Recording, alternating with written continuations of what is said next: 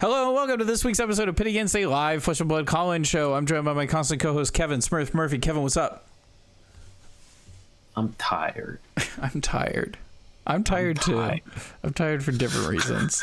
Yeah. All right. But Pit Against is a live call-in show. If you'd like to be on air talking to Gordon, you can join the Pit Against Discord by clicking on the link. Yada yada. We'll pull you on air maybe. He just ran if you have something to talk about. If you have something to talk about, we'll talk to you about it live on air. Something to get off your chest. All right, I'm done. No more spiel. No more spiel. First and foremost, very minor. Team sealed. At the pre-release, they're gonna have team sealed. It's an entire box. At the premiere.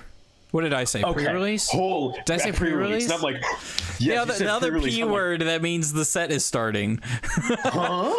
Dude, Bro. actually, I changed my mind. LSS for the pre-release. I'm gonna need a full box. Expensive pre-release, but I'm down. I'm down. Because that's sick. No, it's great because you only need one of the three people to have a real job, and then that person pays for the event for the other two. It's perfect. Make friends. Great way to make friends. Yeah. I think it's perfect. Yeah, full box team sealed is something that they did for Mistvale at Nats, and I don't think they did it at Amsterdam. I didn't notice, but I know they did it in Minneapolis. And everyone was like, I saw like some of the decks that people built, and I'm like, this is just a Blitz deck. This is 100% a constructed deck. Like any top table deck has like Mirror Guy plus Restless Coalescence in their Enigma pool. Mm-hmm. There's like 2 Chase the Tails in each Zen deck. I love that. Like it's absolutely so bonkers stuff. That. Like there's Persuasive Prognosis and Justinic in like the new decks, and it's like you're playing with full gas. Yeah, it's in Mistvale. It's almost like Team Blitz, but there's still a bit of the randomness to it. I love it a lot. I think it's great. Yeah, it's super. It is sick because like I played Team Sealed and Outsiders when they gave you like 8 packs for the team, and it was miserable. Like I've heard 8-pack a couple single of people person say sealed. That. So I haven't got to play. Here's my stance on Team Sealed 8-pack, which is I haven't played Team Sealed in Flesh and Blood at all. So Team Sealed 8-pack sounds pretty good if I've literally never done any of it before, because we need more of those events. Holy frick. Yes. We get one on the East Coast and events. I can't go to it. Like I was when we were in Amsterdam and they were saying like calling Chicago is going to be a different format. I'm like, team event. And like LL, I'm like, I'll take that too. That's fine. I'm cool with that. I'm playing Icelander on Sunday anyways. Yeah, LL's cool. Like, yeah. No, I love the team events. They are so much fun. I know that Battle Hardened Athens a couple months ago was Team CC. Oh, that's Team CC. That sounds funny. I like that. That's funny. That was. I was looking at the results of that. I'm like, there's so much data here. Holy shit! It's so like, crazy. That's funny. Yeah. Oh my goodness. So like, I would love to play more team events. I don't think we'll end up playing the Team Sealed one because it's Saturday, which is the calling. So we're playing the calling. Yeah, I get it. I do think this Team Sealed will be a little bit more toned down than the Mistvale one, but we haven't seen any Majestics. But the set also just looks lower power overall than Mistvale was. Which is fine. That's fine. Yeah, it's fine. Mistvale's a little kind of high octane. Like, if you miss on a turn, you can very easily just lose the game because you miss one turn. Yeah. And the decks got very refined, especially in like sealed. Your decks could actually be very consistent with 8-pack sealed. With 24 with full box sealed, you're never missing a turn. I think it's kind of fun though. Everyone's deck is insane, but like, yeah, I'm not 100% sold on sealed for this format. I really like Mistvale sealed. Like it is the first sealed format I've actually enjoyed. Do we know how much it's 8-pack sealed with, or however much 8-pack? Yeah. Okay. Yep. Which I don't know. I think it's interesting. I like that. You'll definitely. So this is a lower powered format, and with these, sometimes what you're looking for is just the right number of cards or the right synergies in cards. It's not necessarily you're looking for big bombs, because it is a lower power format, even though sometimes bombs matter. And so with 8-packs, what that does is it makes decks like, let's say you're playing Florian and you want a certain amount of decomposed cards, you want a certain amount of earth cards, you want a certain amount of red cards. You get a pretty close deck to the numbers you want, which I think is great. Oh, something else that's actually very interesting. Yeah. There are no commons in this set that can only be played in one hero. That's really good, right? There are no Lightning Runeblade cards. There are no Lightning Wizard cards at common that we've seen so far. There are none. There's no slots for them. Oh. Because we have the numbers on rares and majestics. Have we seen all the commons? We have seen all the slots where you would see an Earth Wizard card, a Lightning Runeblade card, an Earth Runeblade card, or an Earth Wizard card. We have seen all of those slots. So slot 1 through 27 is all of the elemental class cards. Okay. And 28 starts Earth. And from 28 to 242 is playable by at least 2 characters. It is Earth or Lightning or Runeblade or Wizard. It is never any combination. So the majority of cards that you open in those packs are playable by at least 2 heroes. That's crazy to think about. That's really interesting. Because that's like sort of your Mystic, except they actually give you 4 lanes. And you can just say you can signal that you're in Earth. So humans, organisms have discussed the shape of this format, right? It's kind of I didn't watch the video by what's his name Yuha's video. I didn't watch that video, but I imagine what he probably talked about, how the shape is probably like a box. I didn't watch all of it. He started with the numbers, and I'm like, okay, this is pretty much what I figured it was. But yeah, there are 4 corners to it, and then there's 4 sides. And however you want to set it up, where a side, if a side is Earth and the corners are shared by Verdance and Florian, this is a really interesting set distribution. So it is only in the rare and majestic slots you will find cards that can go in a single hero. That's interesting. Because, so that's so cool. What's another set where the heroes kind of formed a shape? I'm just going to call it a square, in the sense that there's 2 and 2, because I can distinctly think of one. Monarch.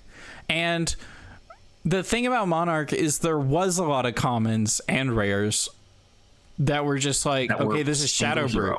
This is Shadow Brute, or this is Light Illusionist. You had 6 cards in each pack that were that. True. Yeah.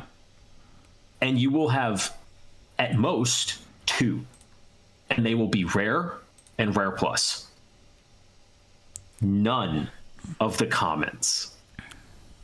It's so they took the lessons they learned from Tails draft shape and Mistveil draft, where Mistveil is a shared talent among all 3. So it's just you just have 8 common or 8 shared generics in the pack. Mm-hmm. And they just dialed it to 11, literally almost to 11 cards. I think that's so neat. I'm interested. This seems super cool. Brian Gottlieb said that this is his favorite drafting process that they've had, so far, and I was like, that's it's hard to beat Mistveil. One, because Mistveil is fantastic. Two, Bright Light's drafting process is actually very interesting, and I really enjoy it. The games suck, but the actual drafting is fantastic in Bright Lights. Well, that's my next question: are the games going to? I understand. They might. I don't know. I saw some of the Blitz deck gameplays, and I was like, I did too. This is interesting. There's a bit of back and forth, but like, it's so much less than Mistveil, man. It's the turn by turn doesn't feel like there's. It looks so much less interesting than Mistveil. There's just a lot less options you feel like you can do on each of your turns. There is just like, this is the correct. It's like, okay, I have to just. I just do the thing. It's like heavy hitters with a really cool draft. Yeah. I don't know. I don't know. I'm hoping what happens is, and this is all pretty hopeful, is that I hope the Majestics and to an extent the rares are plentiful and game changing. I mean, like, they can't be that plentiful, that much more plentiful, unless they go to like 3 rare slots, which I really don't see them doing. No, but it's like, what if Majestic was like 1 in every 3 packs or something?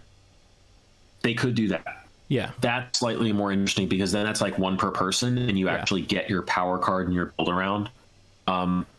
Which I will say, the difference between the Majestics and the rares, and then the rares and the commons, is pretty stark. Like, it's a pretty significant difference. It's less of a difference between rares and commons. Those are like reasonably on the same level. But the difference between the Majestics we've seen and the rares we've seen is pretty drastic. Yeah. But even like the rares we've seen are not super high power. Some of them are interesting. Good. Some of them are very interesting. They're sure nifty. All right, so with all this talk of Rosetta also brings talk of spoilers. How do you feel about this spoiler season?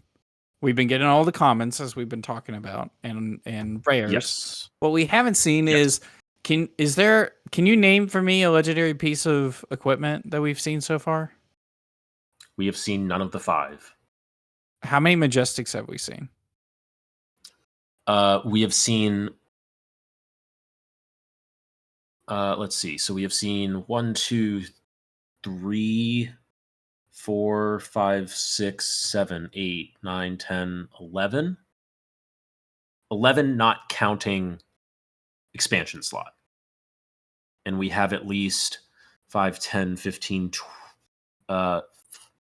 5, 17, 19 more to see that are draftable, sealed, playable, at least. I think this has definitely led to an interesting spoiler season, not one that we've had before. Yeah, so I will say, if they had done spoilers like this with Mistveil, it wouldn't have worked. Oh, okay. Because when we had the commons and rares for Mistveil, I was not very excited for the set. The set looked very tame. Yeah. Very low power. Mm-hmm. Like, uninteresting. Like, all the cards were vanilla and just kind of flat. Yeah. When they showed us the Majestics, I'm like, oh, I see what this set is doing now. Yeah. Holy shit. They actually, because none of the rares really did that. Yeah. In Mistveil. Yeah. The rares do that in this set. The rares are actually interesting in this set. Like, they're not just like vanilla, like, it's not Waxing Spectre and Waning Vengeance. Yeah. It's not like pick to pieces and then the whole slew of common stealth cards. It's not Blast just to Oblivion. That's what it is. It's Blast to Oblivion, which looks awesome.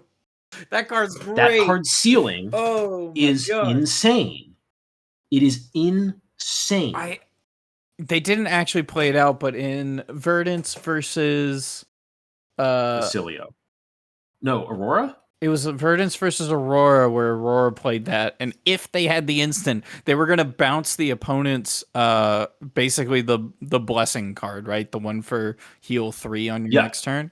That would have been insane. Oh my gosh. Yeah. They do a 2-card 3 to gain 3 life and maybe 1 arcane damage. Nah, we'll make your inefficient play even worse. Ship that back to your hand. Piss off. Take another red. Like it's so good. This is these are significantly more interesting because we got Blast to Oblivion. Rootbound Carapace is actually a reasonably interesting card. I like that That's card. The react that decomposes. I like that card. That's a very interesting card, but it's also an Earth D-react. It is an Earth card that you're very okay fusing with and then putting in your arsenal, which is not typical. Great. We need more of those. Yes. Oh, it's so good. Because usually you're fusing with blue cards. Yeah. At least, and you don't want to arsenal those. No, you don't. When you don't have Crown of Seeds, when you don't have Crown of Seeds, specifically in constructed formats. Yeah. And then we have all the freaking Runeblade cards are insane. Yes. They're all insanely interesting. All the auras that make 3 rune chants are all super good. Vinset's going to be is the not so secret catch a positive stray winner out of this set. You know what? You know what's actually one of my most favorite Runeblade cards that they announced for this set that has never been before in a draft set before is Meet and Greet. Came out in Crucible. Yeah. 1 for 4 on hit rune chant. If you dealt arcane damage, go again. That's so cool. It's so wild and different, and it's neat in this set. They also put it in a set where you don't have AB. Yes. Oh, it's so good. But then it's like that is a point of interaction that I like. Yes. Because it's like, do I block this arcane? Yeah. Does it matter? Is the meet and greet coming in after that, or so like that's there, double strike, or is it hit the high notes and it doesn't matter? Yeah. And I'm just like hit the high notes is a really interesting card. High notes is strong. Like 1 cost is so much better for current Runeblade. It is a really good role player for Runeblade because they want 1 costs with the 2 cost weapons.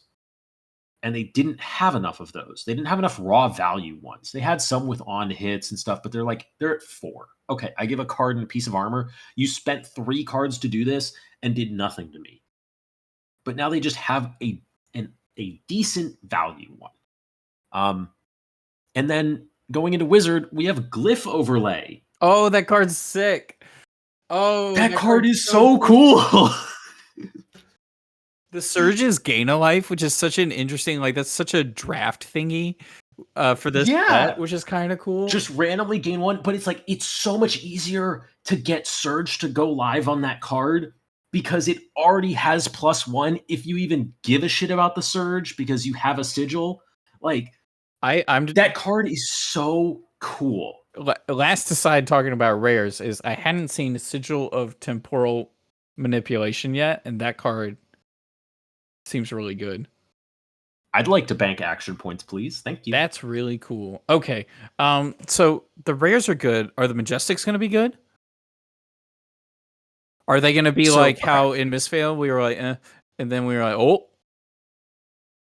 I don't know if they're going to be quite the Mist. So there's no way they're the disparity between Mistveil rares and Mistveil Majestics. Yeah. There's no way. If they are, the game is fucked. That'll be actually Tales of Aria cards at that point. Yes, it'll actually be Tales 2. They just reprint all the Tales Majestics here, and we're just screwed.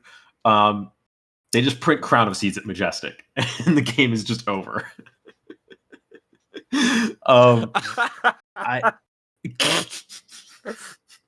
You imagine you don't get it's Crown of Seeds and Majestic was Dread Scythe. It just completely warps your entire draft. Yeah. Okay. Some people are already talking about Dread Scythe Florian. So is this? I guess we won't. I want to follow back up on this after the premiere. because we won't know until having then. all the cards. But yeah, does it feel good so far? Knowing the base mechanics with all the commons, but not all the hype cards? Yeah, this is a good spot for it to be in, I think. And it wouldn't be that way for Mistveil? Mistveil would not have felt like this because there was no Blast to Oblivion. There's no awesome glyph rares overlay. There's none of like we saw like Astral Etchings was kind of nifty, but it's not like this is still like awkward and expensive. At least it's a 3-block, I guess. Yeah, it's like Enigma was still. I'll put it this way: Enigma was significantly better as a Reality Refractor deck before we saw the Majestics. No one would have used Cosmo. Actually, because I was hearing that. Yeah. All right. So, speaking of spoilers, I guess we can go this way. Do we want to talk about do you want to talk about anniversary packs, or do you want to talk about spoilers more? Where do you want to go next?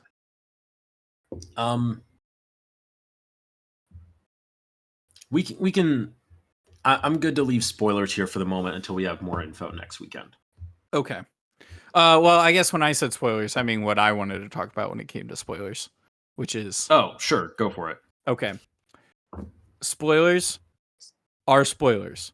They are LSS handing out cards. If anyone just hasn't played a TCG before and is watching this intermediate to advanced level podcast, whatever you want to call this, a spoiler is when Flesh and Blood is trying to hype up the next set, so they hand out cards to other people, and they'll also do this themselves. They'll show these cards to the audience in a way to hype them up for the next set, but also make awareness to the creators out there that basically promote the game for free.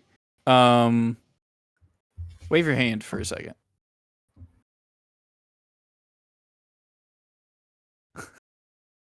Uh-oh. You were frozen on my screen. Just freeze in real life, and then it'll just be the same.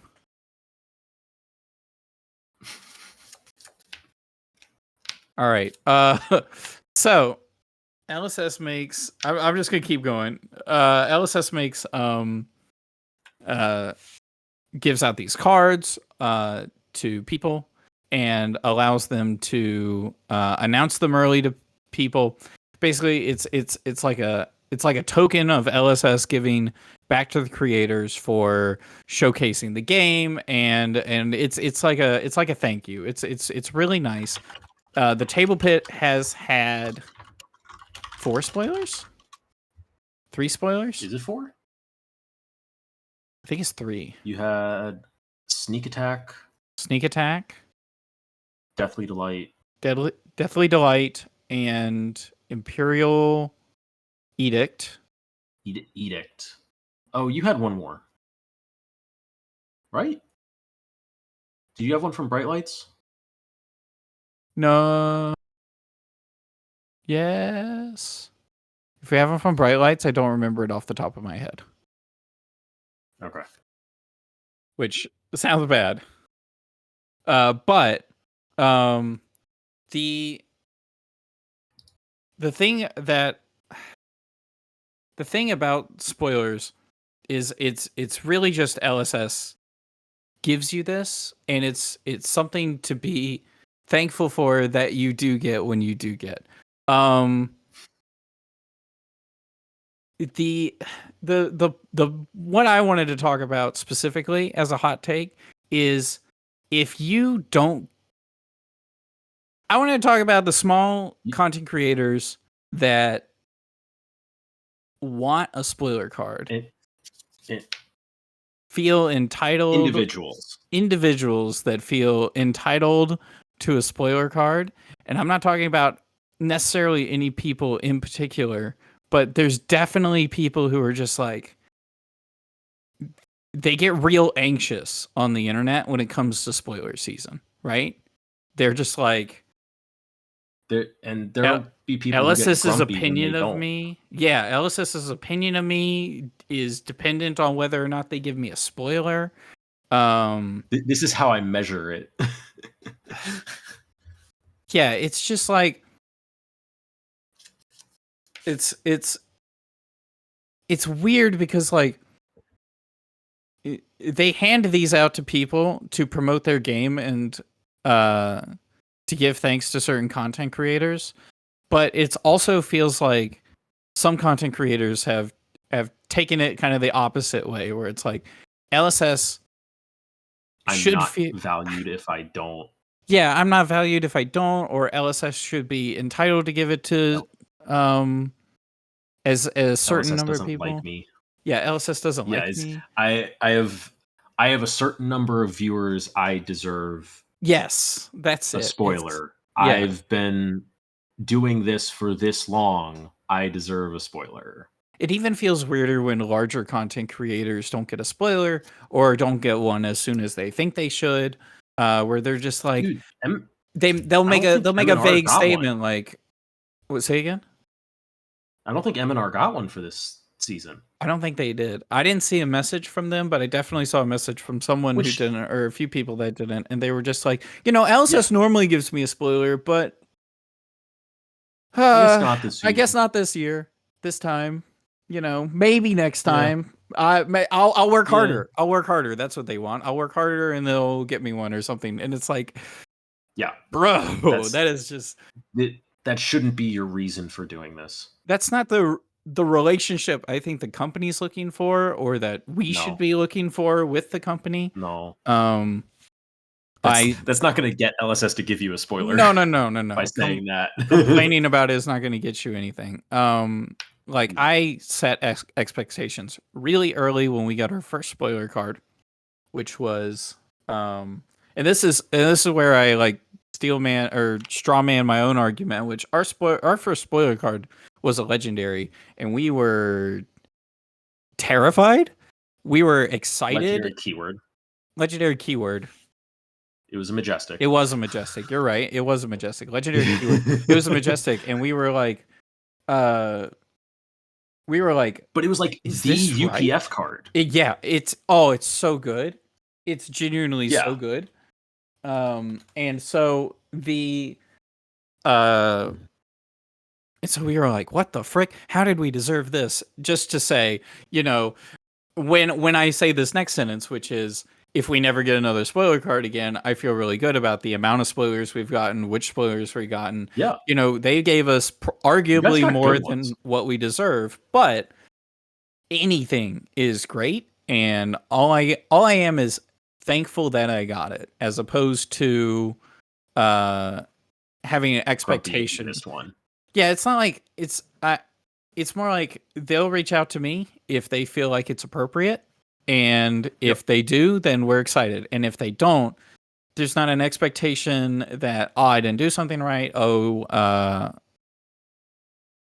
don't like me, or this, that, or whatever. It's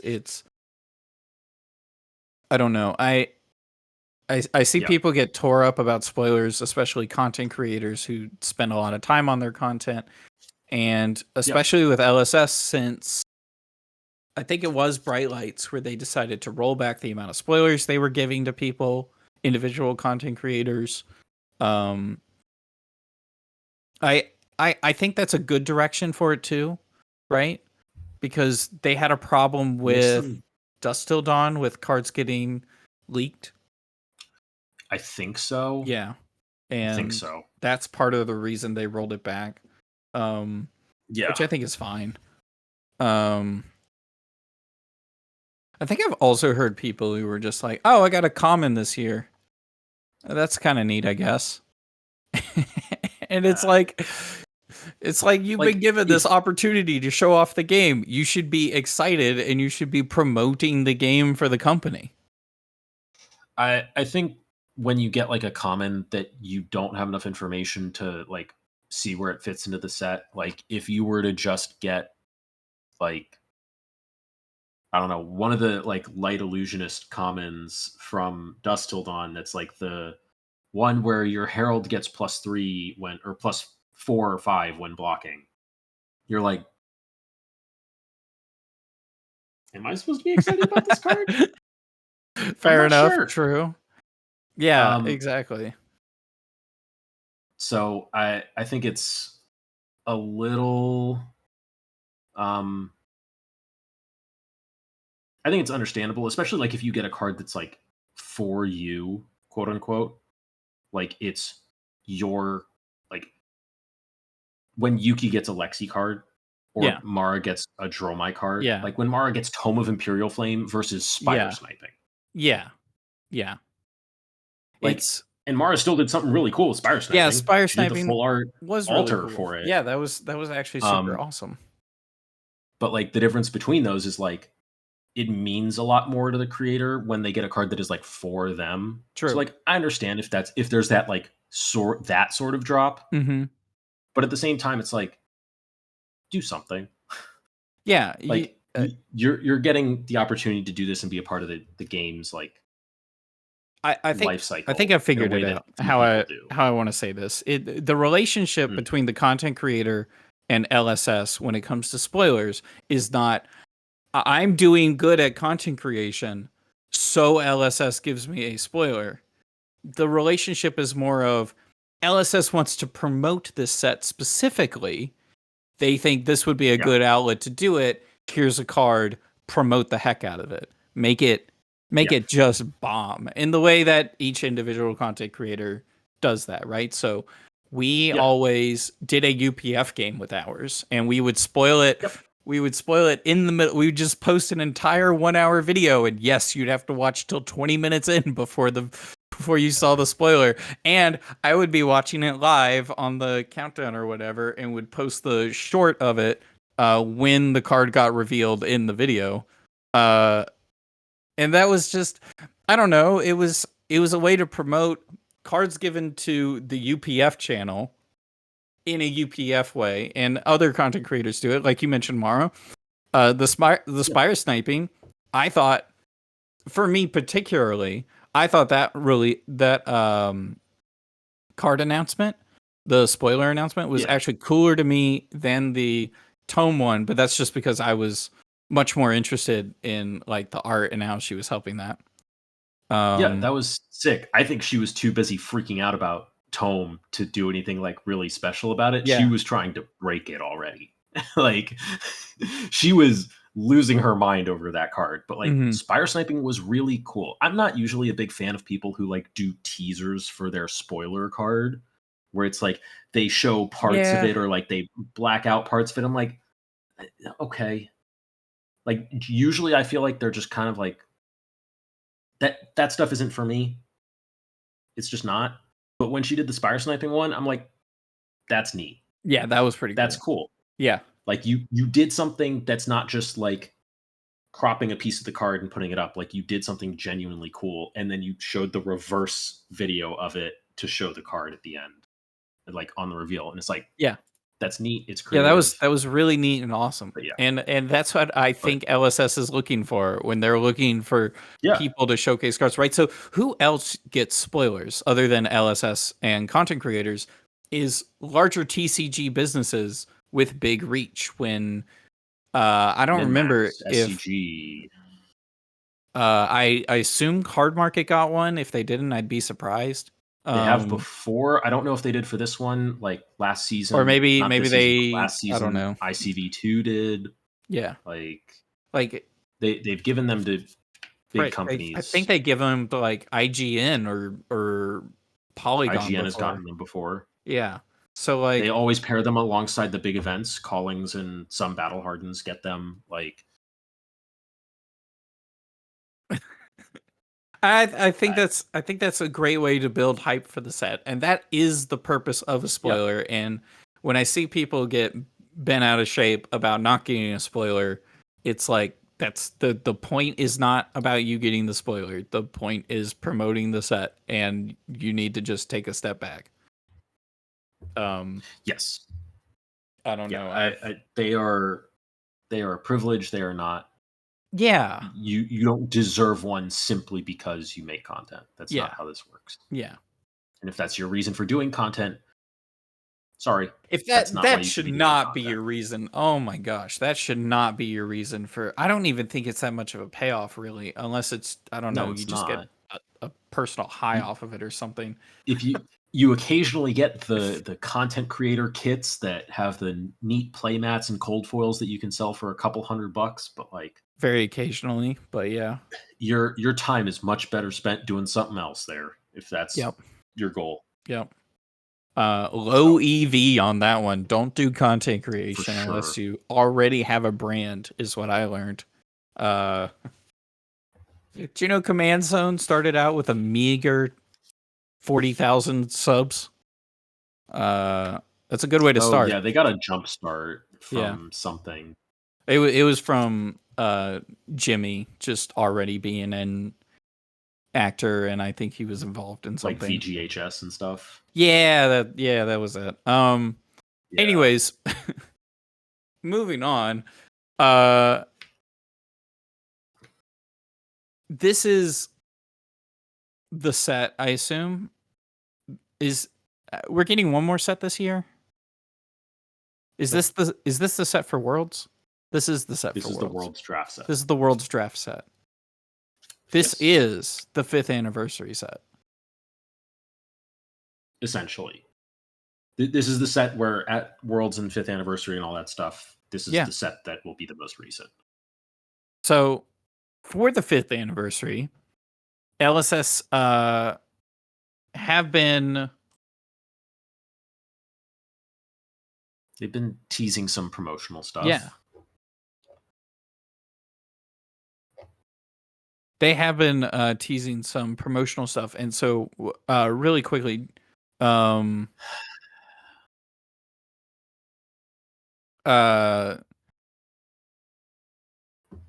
was there was a take that we saw on Twitter about anniversary packs real quick. Yeah. Mm-hmm. How did it go again? Like how did their take go? So it was something like the 5th anniversary packs are not investment gated, but money gated. Because it is locked behind a paywall, because you have to go to Worlds in Osaka. And that's expensive. Yeah. It is. Yeah. And there's no other way to get 5th anniversary packs because it's been confirmed that Osaka is the only place to get them. There's no other way to get them besides just being there or buying one from somebody who is there. Some people don't like that because it is something they want and it is behind what they're calling a paywall. Yeah. Which, sure, it is. You have to be at Worlds to get one, or you have to buy one. And they're going for like $200 apparently is the pre-sale price that they're giving. That's very, for not knowing anything about them, that's very high. That is. I would not, anyone who's like actually agreeing to buy one for $200, you better be keeping it sealed and you better hope there's something good in it for it to keep its value. An alternate art cold foil Heart of Fandel. I don't know.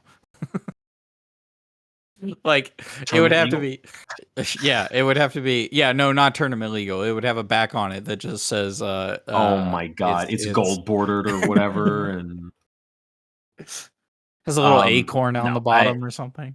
There was another piece of this take.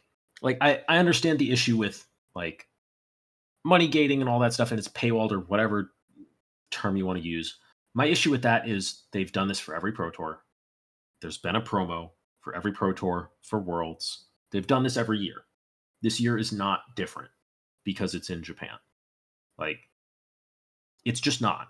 This is the same thing they've done. This was EPOTS in LA. This was Sagrada Sigils in Barcelona. This was Yorick and his 3 pieces for the first 2 PTs in the first Worlds. Like, oh my gosh, not new. When Yorick was getting announced, a Yorick for UPF. Oh my gosh, when he was announced, people were like freaking out because they were like, "Wait, you can only get it at PT?" Yeah, they were freaking out. And nobody cares now. Yeah, no one cares. I don't know how much he is though. He's still probably in the $200 range. Probably. I wouldn't be surprised as a first PT promo. Yeah. But like, this is something we've always done, and this is no different. So that's not like, if you're going to take issue with this one, take issue with all of them. Give me an actual guess on York's price. You said 200 something? 250? Yeah. Buy it right now, shipping included, $58.14. That's a lot lower. No. It's 60. Yeah, I can buy one actually. Like, that's actually very within my price range. Yeah. That is the promo card. Yeah. Wow. Like, this isn't new. If you're going to take issue with it, take issue with all of them. That's it. Oh, that's from Magnolia too. I think it's good that there are promos that are event exclusive because they're memorable and there are things you can keep and be like, here's where, like, this is from this is from this. Like, I keep, anytime I get a Fabled proxied, so I have a Fiddy or Heart of Fandal, I keep all of those because those are specific to events. Yeah. And those are cool. Yeah. If I didn't have to sell the promos to help pay for the events, I would be keeping those too, and those would be cool. And soon I'm going to get to start keeping them, and that's going to be great. Nice. Nice, actually. Yeah, nobody's saying anything about the extended art Germinates or Heartbeat of Candleholds from Tampa. Why not? I don't know. They're exclusive to those events. I think you want to have stuff. What are you complaining about there? Yeah, I don't know. I think you want to have stuff that makes the event specials for individuals, and for the whales that really want those promos. I know a few people who are trying to collect every promo. Like, they're going to have a running collection of every promo in Flesh and Blood. It's expensive, but it is. They can do that. It's also a way for you to get a little piece of your trip back if you would rather just sell it. Like, those are plus EV events no matter what you do. This is no different than anything else.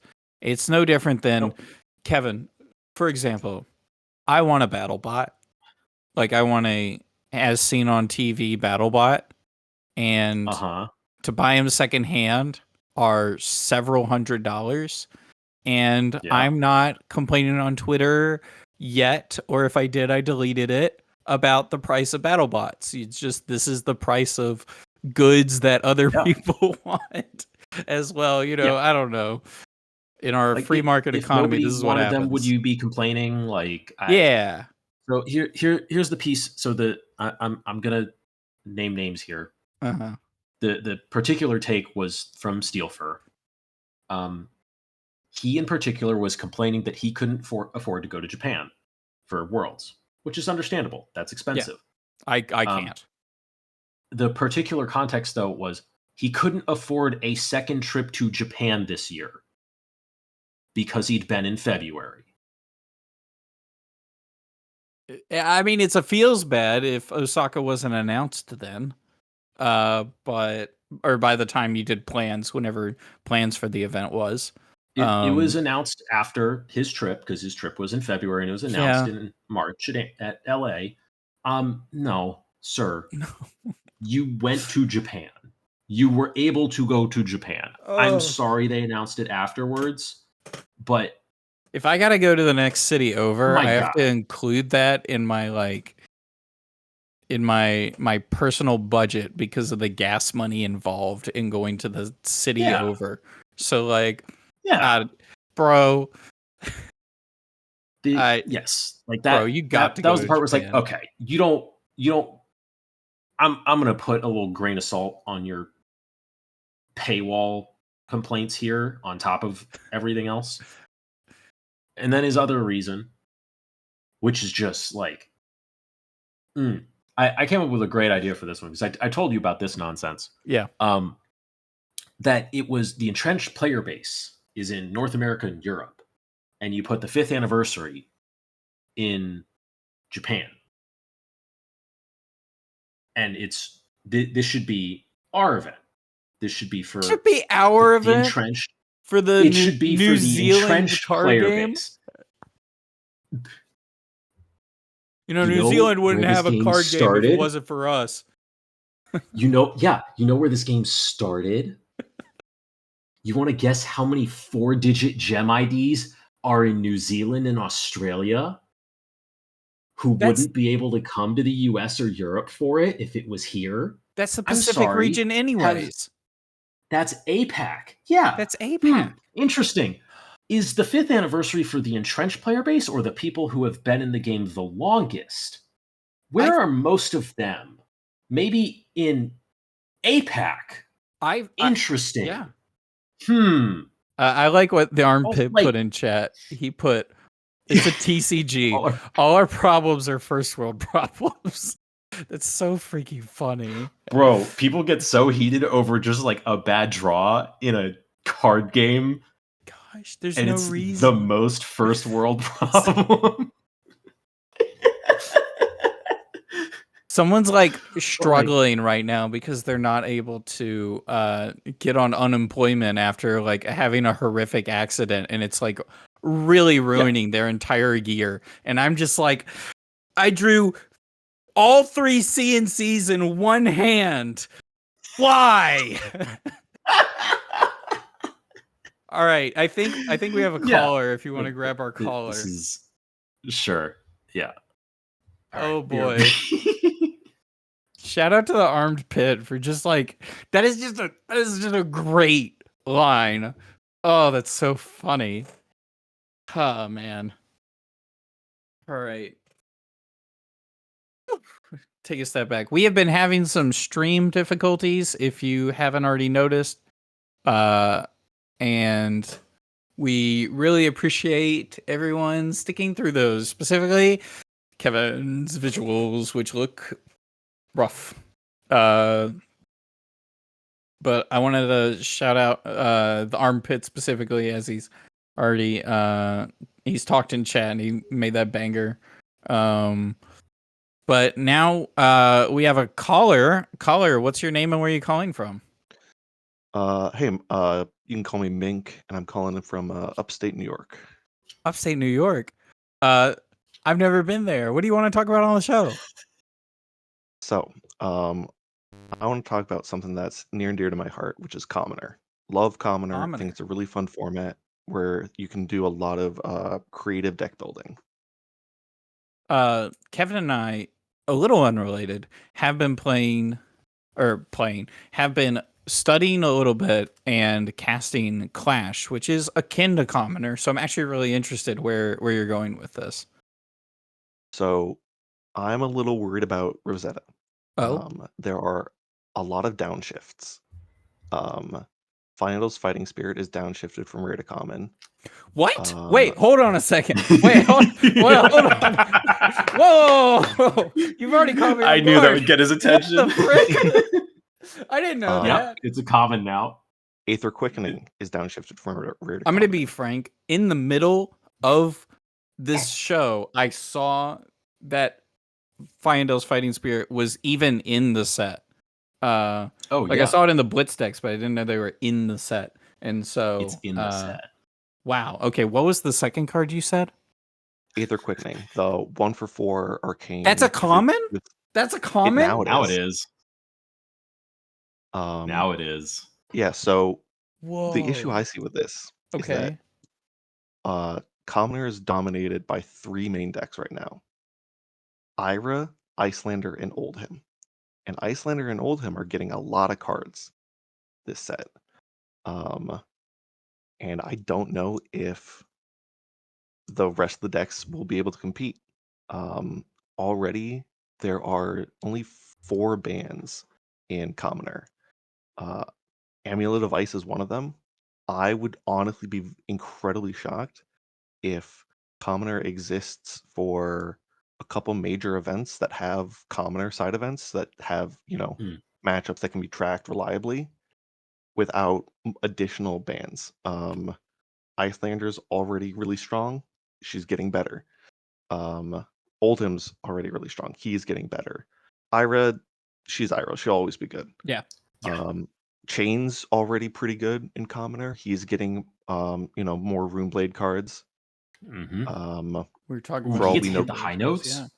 Hit the yeah. high notes. Oath of the Arknight's getting downshifted from rare to common. What the Yeah. frick? That's a big one, actually. That card's good. Like in the Yes. right context, that card's really good. Was Meet and Greet Oh my a common gosh. before or a rare? Yeah, no. I don't remember I before. let's see. I know it's a common in Rosetta.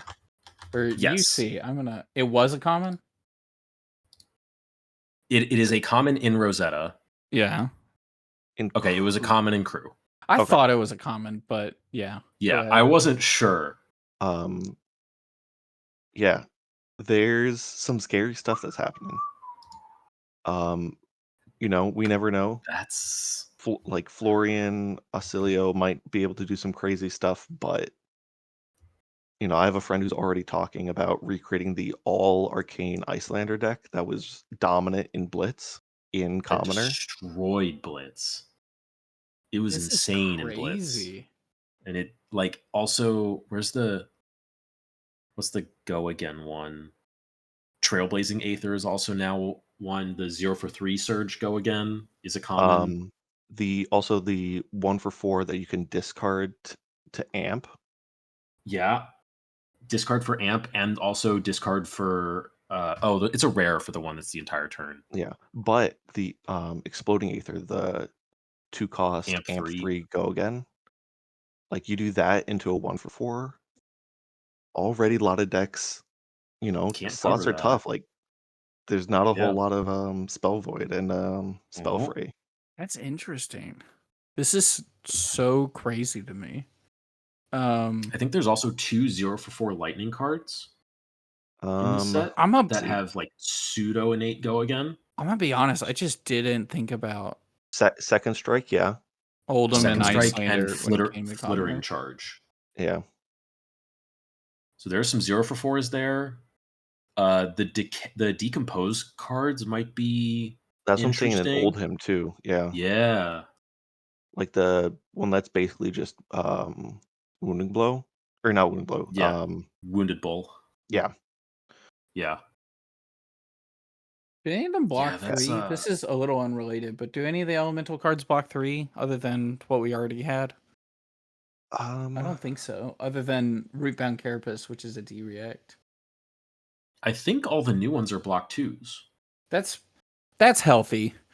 That 1 point is a little healthier. Yeah. Because there'd be a lot of fatigue going around if there were all there block is 3s. there is the Majestics are 3 block. Yeah, that's fine. Which is not commoner, but like something to think about now that I think about it. Wow, I'm gonna be honest. When I think of commoner, I just think, okay, tell me about the state of commoner at a social level. Lot of fun. So my favorite deck to play is Commoner Riptide. Ooh. You can do some really funny, crazy stuff with Riptide. Like Azalea's fun. There are like tier 2 decks that are pretty easy to pick up, like Phi and Chain, that you'll still get good wins with, but they're not as oppressive as Ira or Oldhim. If you want to play Bravo, you can play Bravo. Most of the heroes are at least decently playable in Commoner, right? How's Dash.io in Commoner? Ooh, I don't know about Dash.io. I know OG Dash is pretty good because you can start with Hyperdriver. Yeah. Yep. Very solid. That's kind of cool. But Dash.io has all her boom grenades and pretty much enough boosts that she doesn't need rares or majestics. That's interesting. Okay, so the reason could be a really scary deck. The reason I worded it that way was, how is the game socially? I guess another way to ask the question is, how is the game at like an event level, or like what's the biggest commoner events? Yeah, what are the biggest commoner events? What are like how often gold foil events? So usually at most of the major, not like Battlehounds, but most callings, Callings, we'll PTs, have Nats. yeah, we'll have a commoner gold foil side event where winner gets a common gold foil. Those can get a little sweaty. I last one I played, I got 8th in, Wow. and 2 people in there. One of them was really salty because he was Fi and I killed him with a Riptide trap. Um, Get and the him. other tried to shark me. He tried to like get me to concede. This was like before any of the concession rules were touched. But he tried to get me to concede, being like, "Hey, like mathematically, even if you win, you can't make top 8. Blah blah blah. You should just concede to me so I can still make top 8." And I made top 8 anyways, and I didn't realize until after that he was just lying. Oh, But good. like all the most of the people really friendly. This is But there where can be yeah. sharks This is where and sweat. This is where I channel my inner Twitter, and I'm like, "There's Magic the Gathering players coming in trying to shark our events. Don't know how good we Yeah, No, are these are average." but so usually so pretty those. good diversity. Yeah. Like I lost in top 8 to an Azalea. Yeah. I've seen Kasai and Dory do pretty well. Commoner again. I don't know how it's going to be after Rosetta. It's going to be really interesting. So But Commoner overall is really fun. So I wonder how much I asked this question because I wonder how much LSS is thinking about that, right? So they're downshifting the cards because in their mindset they're just like, well, this is what we need for the draft. This Yeah, is what the game needs for draft or for sealed, probably specifically draft. And so like when it comes to these cards getting downshift, I think there's no thought on how they affect commoner. It's the next thought, which is okay, we have shifted them down to common. Where does the format go from we there? need to ban them in commoner. And Yeah. I do think that's how it should be, right? I do think draft matters more. Right. I'm pretty sure the last ban in commoner was Amulet of Ice. Yes. Because that and something else in the same ban list, if I recall maybe correctly. Stubbies, or maybe because it's 4 cards. It's Amulet, Stubbies, Belittle, Ball Lightning. Ball Lightning. I think Belittle and Amulet I went think at the same time. Belittle and Amulet were the same list. Yeah. I'm pretty sure. But yeah, like that was I think a year ago almost. That was a while ago. Yeah, that was a while ago. I wouldn't like I'd say, even though there's a big 3, commoner's still pretty healthy right now. I just am worried about what it's going to be. And like I said, I wouldn't be surprised if after 1 or 2 big like calling or Pro Tour Worlds, maybe events where you just have a there's commoner more top eyes 8 and more that's like players. you just have a commoner event that's like top 8 is all Icelander or something unfortunate Yeah, like like that. 4 Icelander, 4 Oldhim. Yeah. Yeah, I think it's I don't know how much. I do know for a fact that it was like a year ago now that LSS said they were developing a team for studying. This was around the time the Round the Table box came out. They were like, we are building a team specifically to play test non-competitive formats. I don't know how big that team is. It could be 2 people just playing, just trying to understand where UPF is, just trying to understand where Commoner is. Clash, maybe. Yeah, Clash, maybe. List, I don't but... know if Clash is something they're looking at. Lower on their list, but possible. Yeah.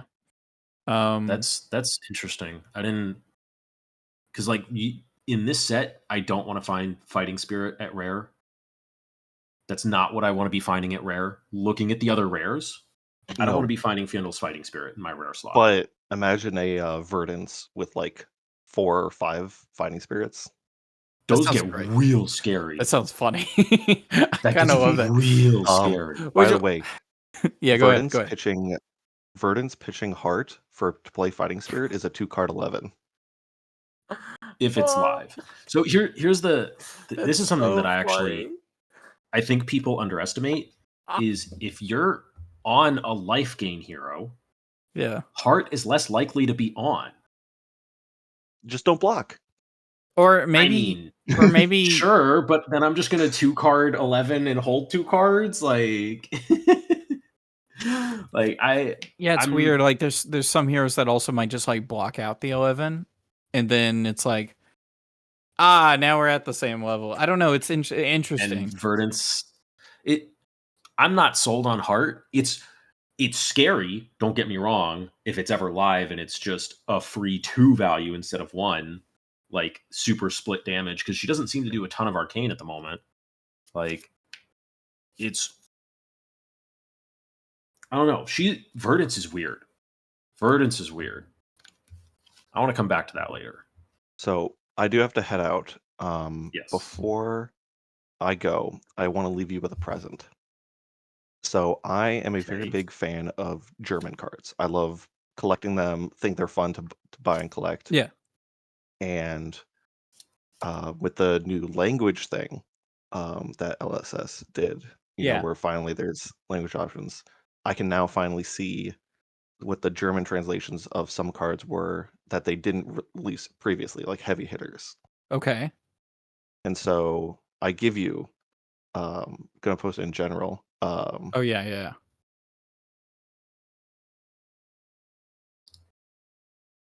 Load for me. Yo! Yo! All right, hold on. Anyone in chat watching this? Hopefully I don't have to convert to WebMP or whatever to this in real time. Also, another funny thing about the French translations, the French version of Crown of Seeds uses a French word which means like grain or wheat seed, which in Quebec French is slang for penis. Oh no! And so the Crown French, of what? Yeah. Crown of what? All right, but I will leave you with that. All right, I appreciate it. Where did this save to that I cannot find? Oh, it's saved to downloads. I never use downloads. All right. Okay, here we go. Everyone, you seeing this? You seeing this?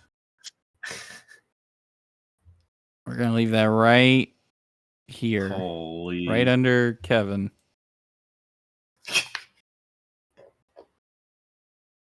That's hilarious. That's freaking hilarious. All right. Okay. Thank you so much for the call. Anything you want to shout out, like our Patreon? He shouts out our Patreon. Thank you so much for the call. We'll catch you next time. Bye. Sick. Sick. Okay. I have one more. I actually have a hot take. Okay. That I'm gonna give, and I'm gonna go a little bit out on a limb here. Okay. And this is gonna sound crazy. I don't think Verdance is a Stormstriders deck. Okay. One, I think 100% one of the legendaries has to be Wizard Shoes.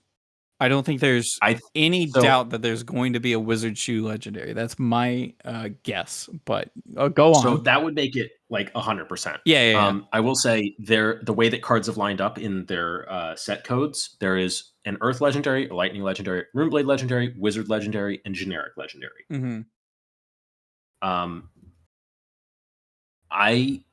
I think Verdance doesn't use Striders. Actually, I'm thinking about it now. If you'll humor me for a second. Yeah. We have had a really good Earth head piece, a really good Lightning arms piece, a really good Wizard feet, and a really good Runeblade t-shirt. Actually, 2 really good Runeblade t-shirts. So, I feel like if they lined up like that would just be LSS doing LSS things. Yeah. But go on. So sorry, that was an aside. I'll put a little bit of an asterisk at the end of this. Yeah. But she starts at 40 health. Yeah. None of our wizards start on life parity. Yeah. Because they have Stormstriders. Yeah. They get to break the turn cycle. They get to hit you on their turn and then take cards out of your hand and then kill you on your turn when your hand is empty and they've just refilled. Okay. I don't think Verdant. How does Verdant start at 40? if she's on Striders, and she gets a full extra turn cycle. She sucks. She has to. Sucks? She has to suck. She has to be 4 health worse than not Icelander, but Acilio.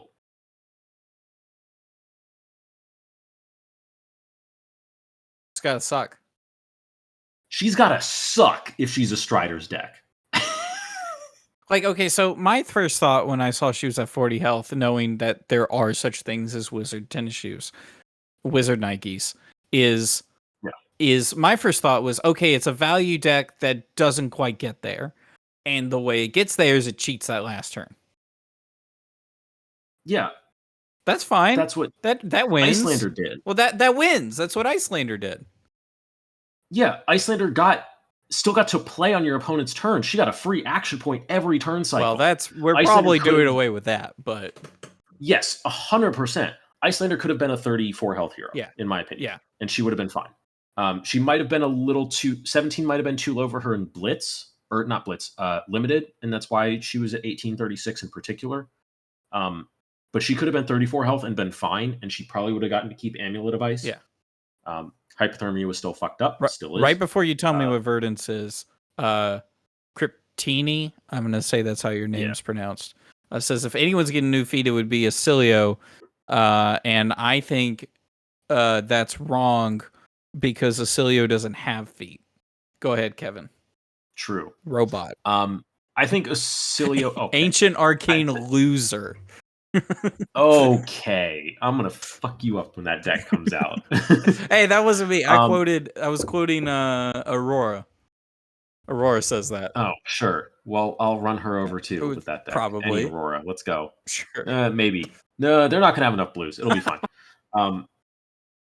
No, I think it's weird. Icelander was overtuned relative to Verdance and Acilio. She had innate play on my opponent's turn and get extra value for it, which is great. Yeah. Kano has multiplicative damage on his opponent's turn, and that's why he plays on his opponent's turn and why his Striders are so good. Icelander just gets like an extra turn out of Striders. And an actual extra turn, not like 2. But we haven't seen anything from Verdance that utilizes it besides just the standard burn that decks have, which is not inspiring for a Strider's kill unless this is like meh. To play like a +3 card, like an amp 3 card, and then Voltic Bolt, and you're like, whoa. Stir Bolt, Stir Fork. Is she a Stir Fork deck? Bolt? That seems pretty shit. If that's how she's going to be a 40 health wizard with Striders, sure. I think she's not a Striders deck. It's interesting. Immediately, I'm trying to think of like what the boots would be, and I'm not huge on speculation. I'm definitely not a game designer. But one of the ideas I had was, what if she gets her own pair of boots, and they're their own kind of wizard busted, and they say when you equip this, lose 6 life. That'd be a weird way to do it. I feel like you just give it to the hero really at that point. Yeah. But you would just have the hero start lower. Oh, Emeritus. There, 6 damage instead of 5. Sure. You can put a red Emeritus in your deck to make Striders okay. Like, does Emeritus cost 2? It costs 2, right? Yeah. It's on curve. 2 card 6, kill your opponent on their turn with boots. Sure. I think there's I would love there to be a new pair of boots that tells you how to play Verdance, and then there's like 3 or 4. There's like one person at Worlds who just brings Verdance as their closest representation of Icelander, where it's like, instead of slowing you down, gain life and throw value and kill you on the last turn. Yeah, I just have 4 extra and I get slightly more value on other stuff. Yeah. I think that would be neat, because then it implies there's 2 ways to play Verdance, but sure. I don't know. I'm okay with that. I think your kill range is very small if you do that. Verdance, do it like that. Verdance could also just be Betsy. which is something I haven't heard anyone on Twitter say yet. Verdance could just be not there yet, which is what I say about Betsy. She's not a problem yet because she's not a problem yet. Yeah. That's the way it is with every hero. I think it's hard. Yeah, she needs some. Betsy needs work. There needs to be some stuff happening. Yeah. Also, Verdance's weapon is an action. You can't use it on your opponent's turn. Oh no. But yeah, what Cryptini said in chat is Waning Moon. But I think that's a different. I think that is a different build. Like, I think you are just building bad Icelander at that point. Which, and I think 4 health is not enough to make up for that. If the meta has scaled down from when Icelander was queen, and from Zen doesn't count. He's an outlier to this current meta. Yeah. Yeah. He's still there. He does exist. He's still just gonna kill you. True. Like, nah. I don't know. That's gonna be another thing. Is I'm excited for when the next BNR is. Yeah. All right. We also need a name for Verdance that utilizes the word bull in it, like Bullander. Verlander. So easy. Oh my gosh. People have been thinking about this already. Clearly, I haven't. I love this. Bull dance. The theme of this episode is Williams just getting revelation after revelation. I'm just learning so many things. You're getting your mind blown over and over again. Dude, I don't know. I'm kind of excited. Playable against fair decks if there are cards that make embodiments of Earth, like Earthform. Sure. I mean, if she's getting block 4, if she's being a mix of Icelander and Crown of Seeds Briar, Wizard cards just block 3 in her non-attacks because they don't have go They again. sure do. Wow. They sure do. Bull dance. That's cute. Oh, that's cute. I don't know. I'm excited about this set. I'm excited to see what the potential of this set is. And if not, I think I might actually try to build the bad Icelander Verdance. Unless regular Verdance is just obviously better and looks cool itself. You're just going to play Guardian Verdance. Don't lie. Yeah. I want to play Guardian, but I get a free turn at the end of the game. I think that's it. Is that all we wanted to cover? Currently, Verdance looks like bad Icelander, but hopefully we'll get some more depth to the character. Yeah, we still have like a bunch of Majestics to see. I think we have all the Wizard Majestics to see. Yeah, so we have only one more Earth Majestic to see. I mean, but we have 4 Wizard Majestics to see. Technically, she could have in the set 3 legendaries that she might run, depending on what they look like. Yeah. Assuming that it's, hey, love you too. I'm assuming it's Hank. I love you too, Goblin Reserve. I don't know. I'm excited about this set. Yeah. It hasn't quite fully surprised me in the same way that Mistveil did, which is going back to our previous topic. But I plan to completely take off the day of the premiere just so I can watch it. I want to watch every minute of it. TV's just going to be running. Nachos are going to be flowing. And I am just going to be consuming nachos, but also consuming flesh and blood. Yep. To my heart's content. Friday, always Hank. Friday night, we're just going to have a website pulled up on the TV, and we're just going to be looking at all the cards and just talking about all of them before the calling the next day. Oh, I'm pretty sure. I love that. I assume that's what we're going to be doing after the second sealed event of the day, because they have a Fighting Spirit promo sealed event at like 6. Hank, I assumed that was at William. You two have a history, like it's a thing. I didn't want to get in the way. We're like this. We're like this. Yeah. Oh, okay. So I think that's it. Hank, I'm sorry. I think you've joined us at the end of this. But I think that's all we have to talk about. Kevin, I think that about wraps it up. Any shout outs? The Patreon. Patreon. We have a Patreon, patreon.com/thetablepit, where you can give us money so that we can basically, I think the main draw for it is it's a poll that allows you to help decide on what we do next. That's probably true. True. I go to more events. Wait, Hank, am I going to see you on TV? You're going to be at the premiere, right?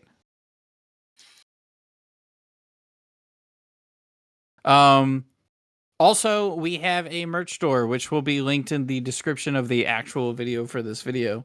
Where you can buy merch like this. No, not this. I made this on TKO. You can buy other merch with our faces on it or other expressions that we've known for. Dude, okay, Hank, I'm excited to see you on TV. But thank y'all so much for watching. We'll catch you next time. Bye.